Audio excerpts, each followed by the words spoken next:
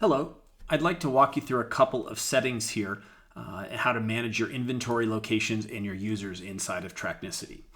So I've gone to company inventory locations here, and I can see all of the inventory locations that I've set up. In Tracknicity, we allow you to do both primary and sub-locations. So primaries are going to be your warehouses, your vehicles, your areas where you're primarily going to have product. And then within each primary location, if I go to the edit button here, it allows me to add sub-locations. So these could be bins or racks or shelves or however you segment out your inventory. And then once you have those sub-locations created, so let's say I'm going to go create shelf 4 here. So I click add sub-location. I'm going to put this in shelf 4. I click OK. Now when I go back in and look at that item here, look at that location here, I can assign items to shelf 4.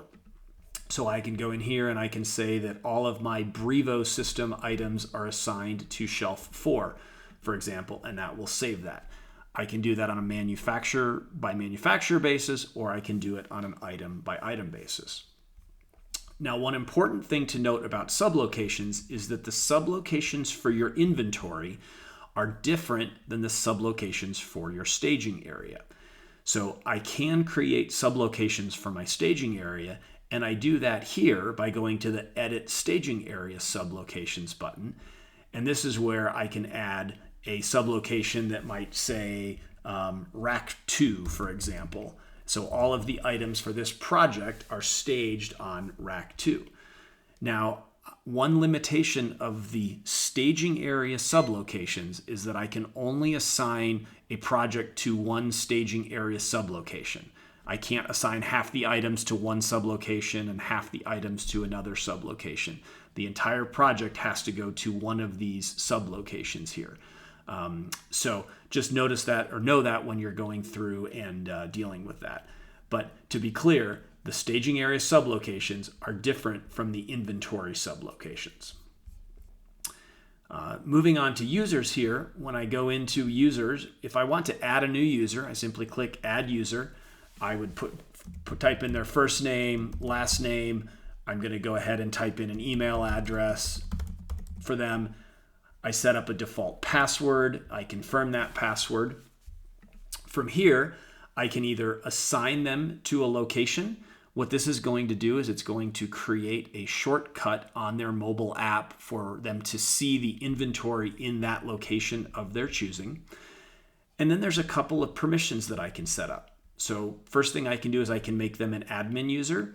And an admin user has the ability to manually adjust quantities, do audits and cycle counts, administrative functions like that.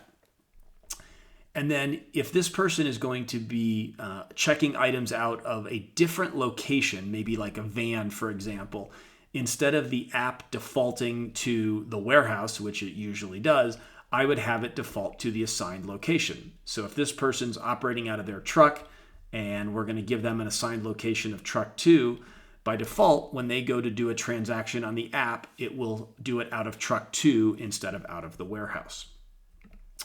Within permissions, I can set up whether the user can see an item cost or sell amount, or whether they can see budget versus actual hours on the project reporting.